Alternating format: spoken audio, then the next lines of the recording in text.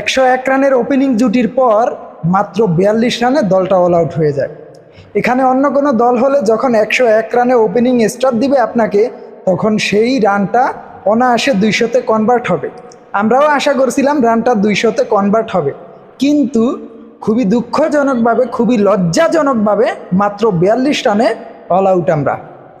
লাস্টের 42 রানে 10 wicket হারাইছি। Opening জুটি যেটা বাংলাদেশের ক্রিকেটে রেয়ার, সেখানে আমাদের ওপেনিং দুইজন ব্যাটসম্যান 101 রানের পার্টনারশিপ করার পরও সেই দল 150 রানের গন্ডি পের হতে পারে না, 20 ওভার ব্যাট করতে পারে না, সেই দলটা অল আউট। এই দলটাকে নিয়ে বিশ্বকাপে আপনি ভালো কিছু আশা করতে পারেন না। সো যারা এই জিম্বাবুয়ের সাথে খেলাটা নিয়ে আগেও যাদের আপত্তি ছিল, ইভেন সাকিবও বলেছে জিম্বাবুয়ের সাথে খেলে আমাদের কি প্রস্তুতি হবে। সে জিম্বাবুয়ের সাথে আপনারা মাত্র 42 রানে লাস্টের 10 উইকেট হারাইছেন। আপনি 1 রান করছেন মিস্টার সাকিব। এত সুন্দর একটা স্টার্ট পাওয়ার পরেও যদি সেই দলটা যদি 20 ওভার ব্যাট করতে না পারে, তাহলে এর থেকে বড় লজ্জার আর এর থেকে বড় দুঃখের কিছুই নাই। এই দলটাকে নিয়ে বিশ্বকাপে ভালো কিছু আশা করা যাবে না।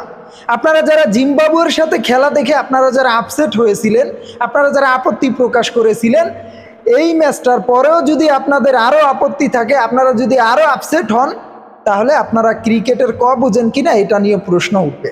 কারণ একটা দল যখন 101 রানের পার্টনারশিপ, যেটা কিনা আমাদের দেশের ক্রিকেটে রেয়ার, কালে বাদরে আসে এই ধরনের পার্টনারশিপগুলো, এই ধরনের বড় রান ওপেনিং জুটি থেকে, সেখানে আমরা 20 ওভার ব্যাট করতে পারলাম না, এটা বড় লজ্জার, এটা বড় দুঃখের।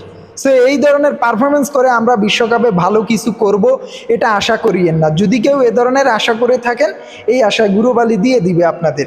নাজমুল হাসান শান্ত অধিনায়ক সে আগেই বলে দিয়েছিল যে বেশি আশা করিয়েন না। সো এই দলটা থেকে আমরা যারা ক্রিকেট ভক্ত আছি, যারা আমরা ক্রিকেট পাগল, এই দলটা থেকে বেশি কিছু আশা করিয়েন না।